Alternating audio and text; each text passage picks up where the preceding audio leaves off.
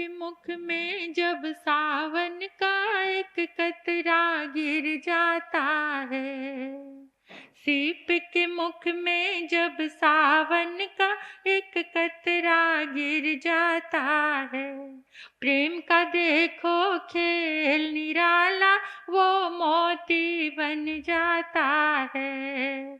प्रेम का देखो खेल निराला वो मोती बन जाता है। ऐसी प्रीत लगा भगवन से तू हीरा बन जाएगा, ऐसी प्रीत लगा भगवन से तू हीरा बन जाएगा।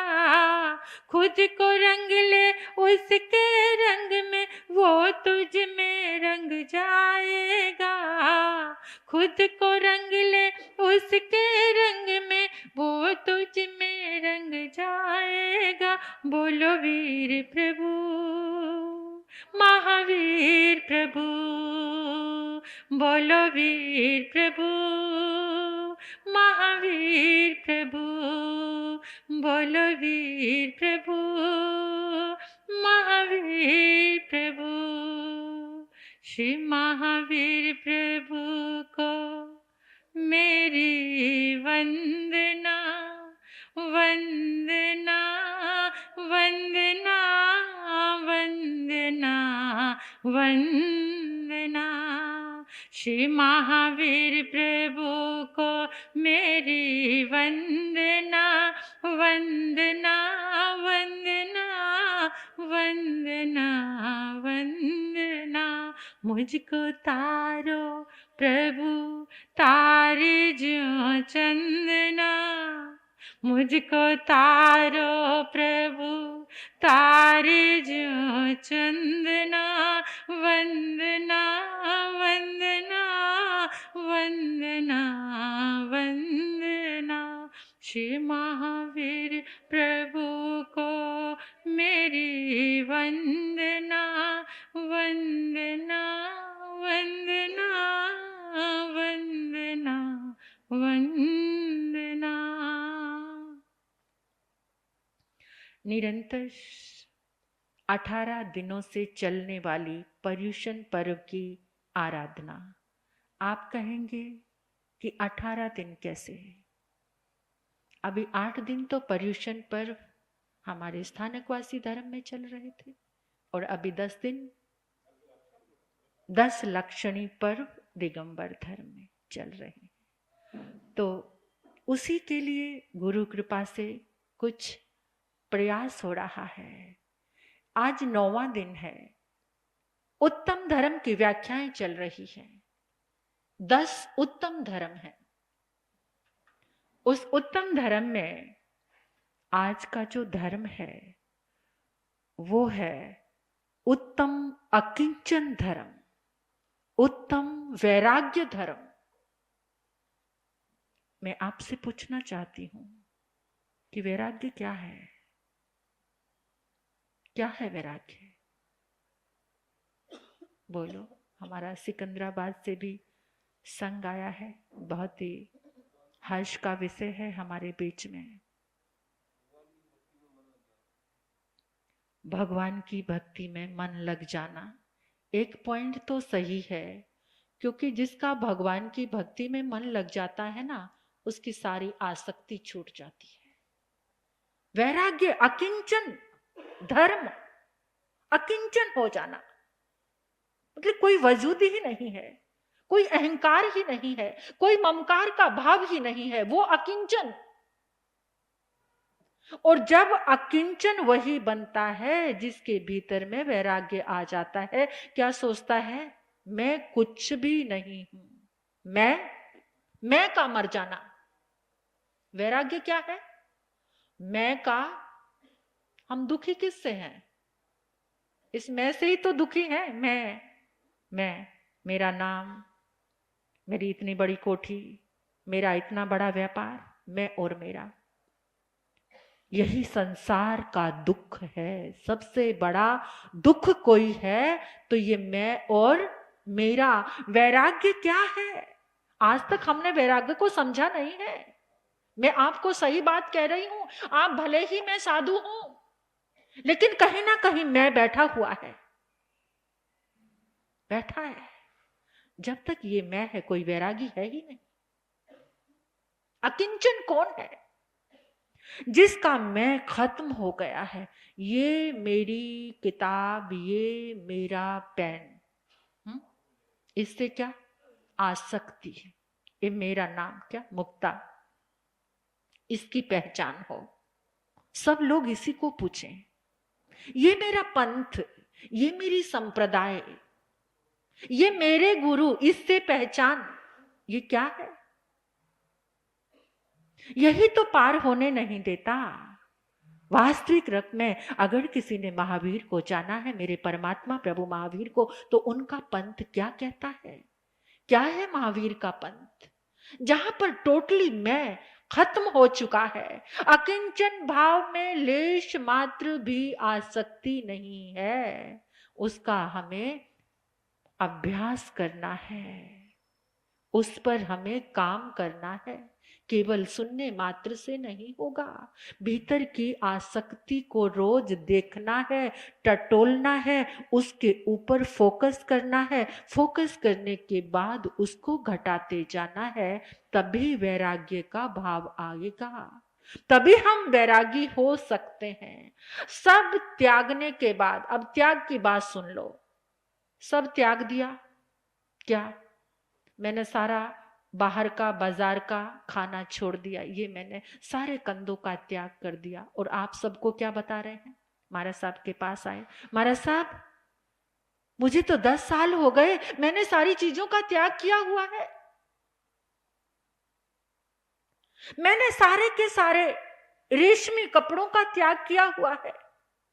मैंने सारे के सारे परिग्रह का त्याग किया हुआ है। लेकिन जो त्याग किया हुआ है, उसका त्याग का मैं तो अभी तक अंदर, जो त्याग किया, त्याग का मैं अभी तक यहां पर है। मैंने त्याग, इसको जब तक नहीं त्यागा तब तक त्याग कितना सूक्ष्म है, कितना सूक्ष्म है ये, और कितना जागरूकता के साथ है।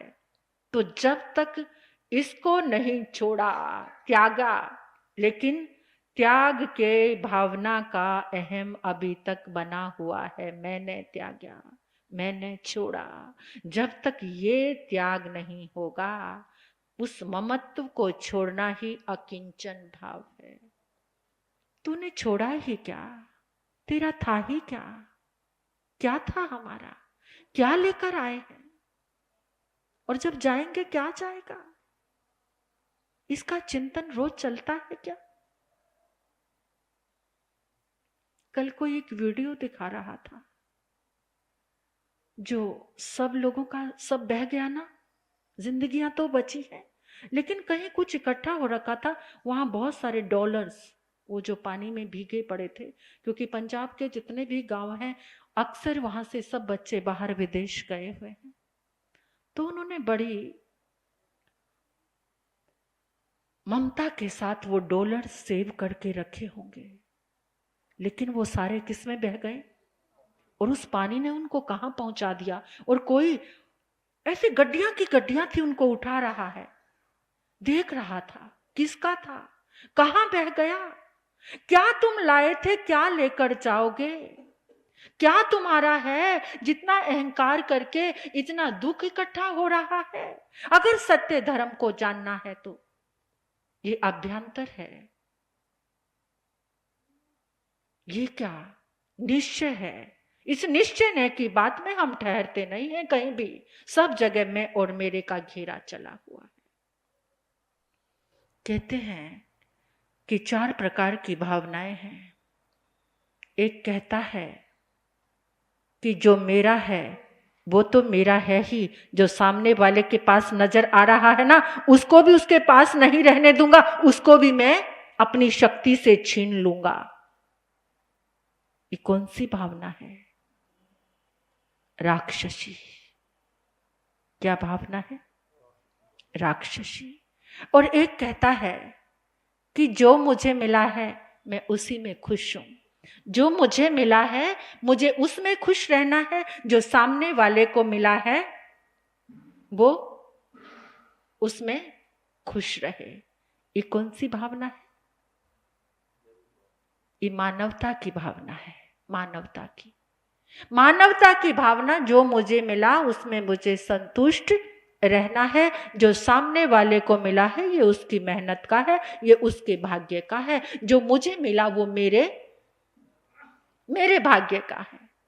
तीसरा कहता है कि जो मुझे मिला ये मेरा पुण्य उदय है, मुझे बहुत मिला है, लेकिन मेरा किसी दूसरे के काम आ जाए इसमें मेरा सौभाग्य, इससे मुझे सुकून है, इससे मुझे शांति है कि जो मुझे मिला है ये किसी और के काम आ जाए। ये कौन सी भावना है?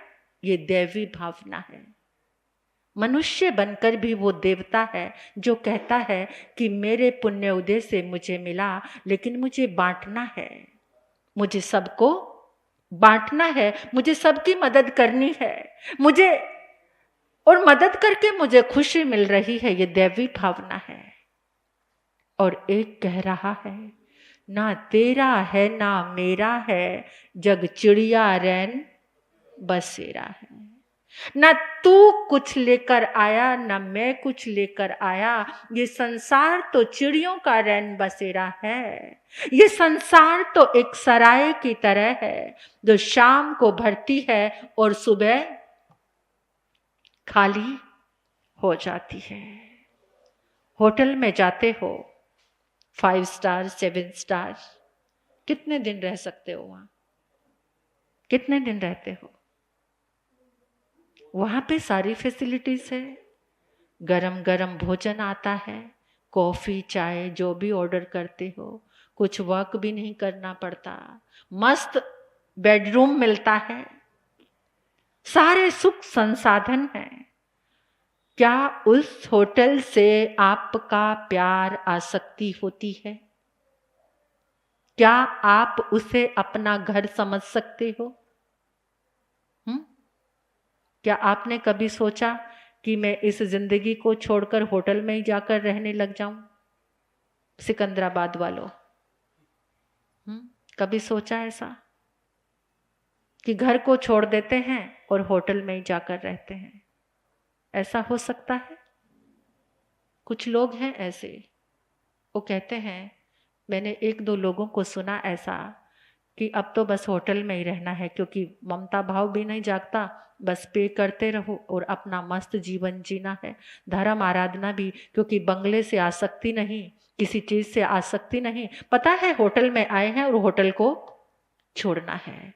महापुरुष कहते हैं कि इस संसार को, अपने जिस घर में रहते हो उसको होटल समझो, जिससे तुम्हारी आसक्ति ना जुड़े। सबसे बड़ा दुख का कारण ये तुम्हारी आसक्ति है। ब्रह्म भावना वाला, एक राक्षसी भावना, एक मानवीय भावना, एक दैवी भावना और एक ब्रह्म भावना। ब्रह्म भावना वाला क्या कह रहा है? ना तेरा है ना मेरा है, जग चिड़िया रैन बसेरा है। जो मकान बंगला आपने इतनी आसक्ति से, इतना आरंभ समारंभ करके बनाया है, क्या आपके जाने के बाद उस मकान के लिए कोई आपका नाम लेगा? कोई लेगा? दादा का मकान बना, पोता निगवान है, ये भी बेचारा चंद रोज का मेहमान है। दादा का मकान बना, पोता निगवान है, ये भी बेचारा चंद रोज का मेहमान है। पोते का भी पोता आगे मालिक कहाए रे, दिल क्यों लगाए। कभी कोई आए यहाँ कभी कोई जाए। जीव है मुसाफिर और ये जग है सराय रे, दिल क्यों लगाए, कभी कोई आए यहाँ कभी कोई जाए। जिसे कहते हो अपना उसे मौत ने छुड़ा देना है। जीते जी छोड़ दो, त्याग दो, एक अणु भी तुम्हारा नहीं है। अहंकार को अकिंचन में बदल दो, ये साधना करो जीवन की। ये जीवन में जो कुछ मिला है ये एक संयोग मात्र है, ये तुम्हारे पास है, बस इतना ही समझो। ये बंगला, गाड़ी, बैंक बैलेंस, ये कारोबार, ये मेरे पास है, ये मेरा नहीं है। क्या है ये? मेरे पास है, ये संयोग है, ये एक अवसर है, ये तुम्हारी पुण्यवाणी का योग है। अगर इस संयोग को मेरे पास है, बस शब्दों को सुधारना शुरू कर दो। ये मेरे पास है, ये मेरा नहीं है। ऐसी भावना से जब जीवन जीते हैं, अकिंचन भाव से चिंतन करो, स्वीकार करो क्या मेरा क्या है। एगो में सासवो अप्पा, क्या है मेरा? एगो में सासवो अप्पा, नाणम दंसन संजोगो, शेषा में बाहिरा भावा। एगो में सासवो अप्पा, क्या तुम्हारा है? शाश्वत क्या है तुम्हारे पास? बोलो। ये आत्मा। क्या है शाश्वत? ये आत्मा। ये आत्मा ही तुम्हारी है और कुछ भी तुम्हारा। और उस आत्मा में क्या है? ज्ञान दर्शन की ज्योति है उस आत्मा के अंदर। ये शाश्वत ज्योति है। शेषा में बाहिरा भवा, बाकी तो सब बाहर है। सवे संजोग लखना, ये संयोग से आपको मिला हुआ है। संयोग कैसा? अनुकूल संयोग। आपने कर्म ऐसा किया, ऐसी धर्म आराधना की, देव गुरु धर्म की आराधना की कि आपको संयोग अनुकूल मिले हैं। अनुकूल कैसे? लक्ष्मी है आपके पास, शरीर स्वस्थ है आपका, लेकिन क्या सोचना, ये स्वस्थ शरीर आपका रह पाएगा हमेशा स्वस्थ? इससे तेल निकालो। कौन सा? चिंतन का, धर्म आराधना का, कि मेरा कुछ भी नहीं है, सब कुछ नश्वर है, एक स्वप्न है। अकिंचन जीवन जीने वाला नए पाप कर्मों का बंधन नहीं करता। जो पुराने बंधन हैं उसकी भी निर्जरा करता है। तो 10 लक्षण पर्व का आज का ये 9वां दिन क्या कह रहा है? उत्तम अकिंचन धर्म, उत्तम वैराग्य धर्म। जब तुम्हें सही मायनों में पदार्थ की नश्वरता का दर्शन हो जाएगा ना, तो अपने आप वैराग्य आ जाएगा।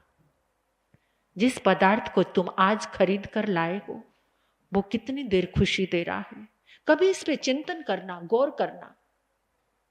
नई गाड़ी लेकर आए, BMW लेकर आए हो, 2 दिन के बाद उसकी खुशी पड़ोसी और 1 करोड़ की लेकर आ गया, तो आपकी चाह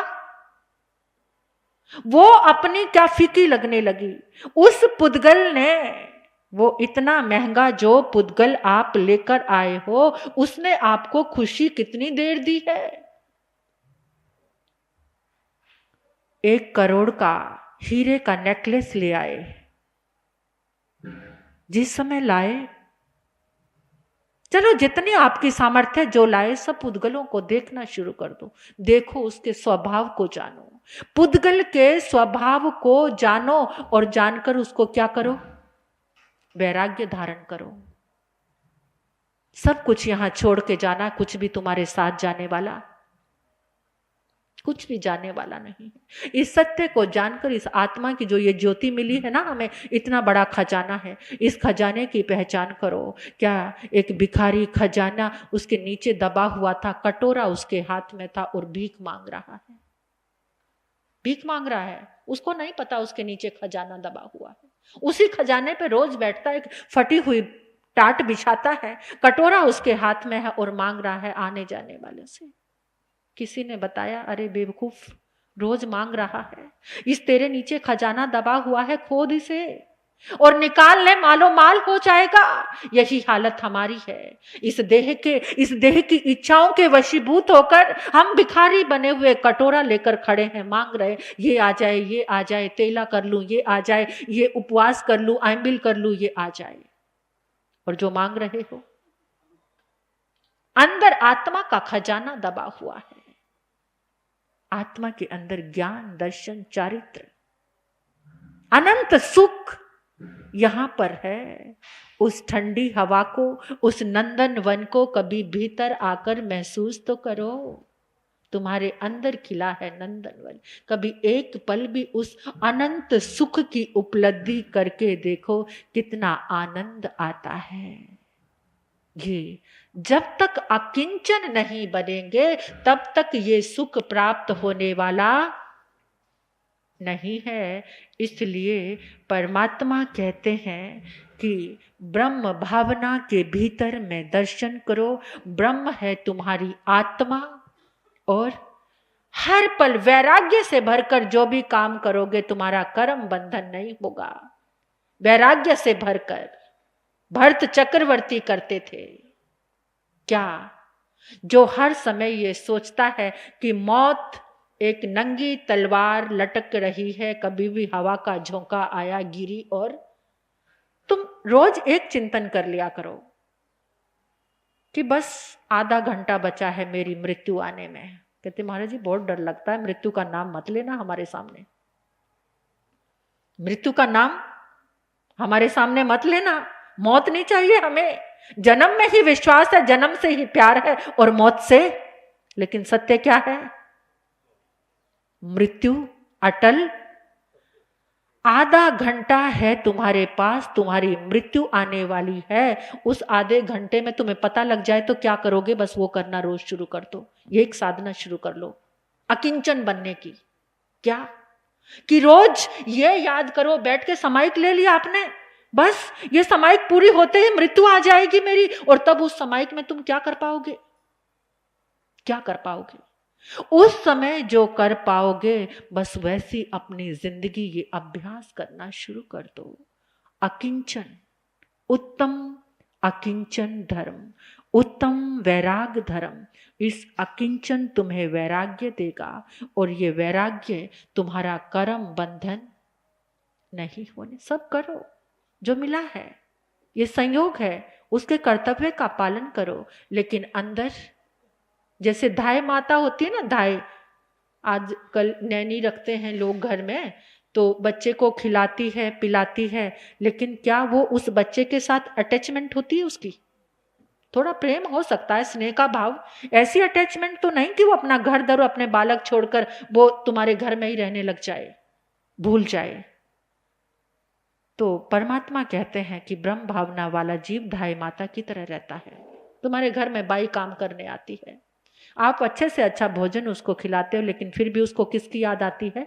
चाहे उसकी झोंपड़ी है, उस झोंपड़ी में जाकर उसे सुख लगता है। इसी तरह से अपनी आत्मा में अंदर प्रवेश करो, इसी तरह से इस संसार में रहो, सब कार्य करो, पालन पोषण करो। ये करो तो आज का ये धर्म है, ये धर्म उत्तम वैराग्य धर्म, उत्तम अकिंचन धर्म।